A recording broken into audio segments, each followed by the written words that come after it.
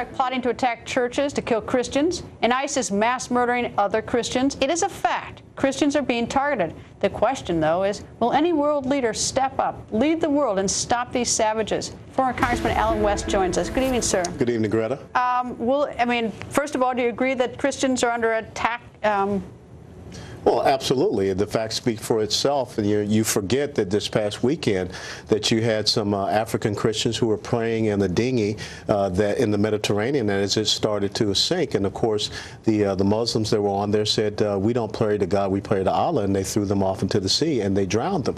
Look, the thing that we have to come to understand, the difference between World War II and today, the atrocities of Nazi Germany and even Imperial Japan, we know these things almost in real time now. When Americans can open up a video and they can see the beheadings of Ethiopian Christians, Coptic Christians, they can see the desecration of Christian sites and people being driven from their homes, but yet the world is doing nothing. So why is the world doing nothing? Why isn't President Obama meeting with Angela Merkel of Germany and Prime Minister David Cameron of England? I mean, this is growing. We can put a map up there and we see more and more every day. First of all, at the National Prayer Breakfast, the president told the Christians to get off their high horse and try to have this moral equivalency statement saying that we were guilty of like-minded things during the Crusades, but he forgot to tell the whole part of the history, and that in 1095 Pope Urban II called for the Crusades because Christians were being attacked by Muslims during their pilgrimage. But I recognize it, and I know that many Christians were upset by the fact that the president said that, and I understand and I get it. And I'm just talking about why he won't stand up. I don't get it. I don't understand. And I don't disagree that was that was a terrible thing for him to say, not mention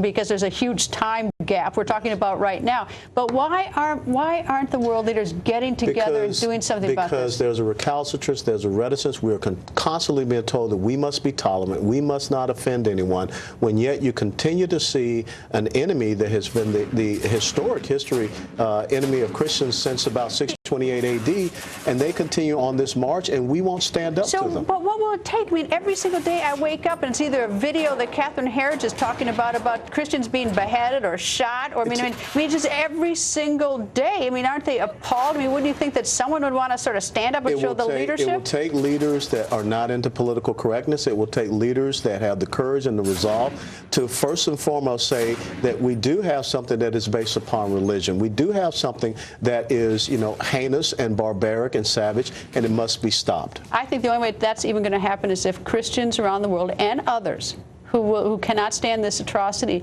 will march on the capitals in a peaceful way, capitals all the nations, and make a statement that they want their leaders to stop this. And I believe that is coming. I believe that you're starting to see more pastors and ministers speak up. But again, we have to have the right type of leadership in Western civilization. Colonel West, nice to see you, sir. Thank you. And straight ahead.